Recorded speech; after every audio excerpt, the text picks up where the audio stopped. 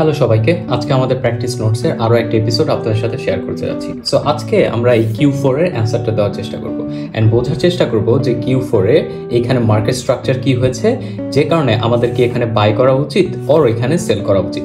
So আমরা একটা জিনিস আমি সবসময় বলে আসছি, আপনার যদি ইম্পালস মুভ হয় তাহলে আপনি খেয়াল করবেন এটা 1 থেকে 5 ওয়েভ দিবে আপনাকে, আর যদি কারেক্টিভ স্ট্রাকচার হয় তাহলে সেটা হবে 1 থেকে 3 ওয়েভের মধ্যে। সো আপনি যদি এই মার্কেট স্ট্রাকচারটি একটু দেখার চেষ্টা করেন অ্যান্ড প্রাইস কি করলো, আস্তে ধীরে নিচে আসার চেষ্টা করেছে, রাইট? দেন আবার উপরে গিয়েছে, দেন আবার নিচে চলে এসেছে।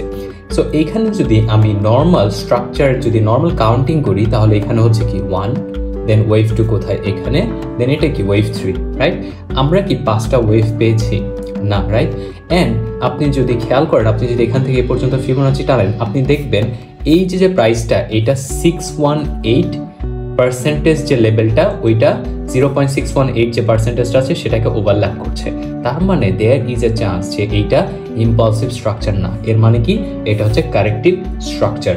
And on top of that আপনি যদি একটু খেয়াল করেন, যেহেতু 3টা ওয়েভ অ্যান্ড ফিফথ যে ওয়েভটা যদি এটা 4th হয়, দেন ফিফথ ওয়েভটা কিন্তু এই লোটাকে টেক করেনি বা এটা থেকে নিচে চলে আসেনি, তার মানে এটা কিন্তু ইম্পালসিভ না। আরেকটা কারণে এটা ইম্পালসিভ না।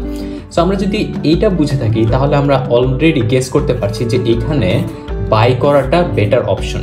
আর যদি আমরা এরকম কারেক্টিভ অ্যান্ড ইম্পালস না বুঝে থাকি, আপনারা আমার আরও এপিসোডগুলো আছে যেখানে আমি সুন্দর করে এক্সপ্লেন করে দিয়েছি, সেখানে আপনি দেখে শিখে নিতে পারেন। বাট এখন যদি আমরা যারা বেসিক বুঝি তারা কিভাবে বুঝবো? আমরা তো ডাবল টপ ডাবল বটম এইগুলো বুঝি, রাইট? তাহলে এই প্রাইস এখান থেকে শার্প একটা মুভ দিয়েছে, যেটাকে কি বলা হয় মেজর। আপনি যদি মেজর ভার্সেস মাইনরের ডিফারেন্স না বুঝেন, আপনার আগের আরেকটা এপিসোড আছে সেটা দেখে আসতে পারেন।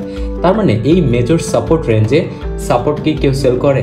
না, সাপোর্টে অলওয়েজ আমরা বাই করে থাকি। তাহলে আমাদের এখানে যেহেতু আরেকটা সাপোর্ট হচ্ছে, দেন এই গ্রিন ক্যান্ডেলটা কিন্তু সবগুলো ক্যান্ডেলকে এনগালফ করে ফেলছে, বা আপনি এই 3টা ক্যান্ডেলের ফরমেশনটাও আপনাকে কিন্তু বুলিশ সিগন্যাল দিচ্ছে, যে কারণে আপনি এখানে বাই করলে ডাবল টপও যদি বুঝে থাকেন বা ডাবল বটমও যদি বুঝে থাকেন, তাহলে এখানে কি হচ্ছে ডাবল বটম, রাইট? তাহলে ডাবল বটমে কি হয়, প্রাইস ওপর থেকে শুট করে, যেখানে আমাদের বাই করাটা বুদ্ধিমানের কাজ রাদার দেন সেল করা।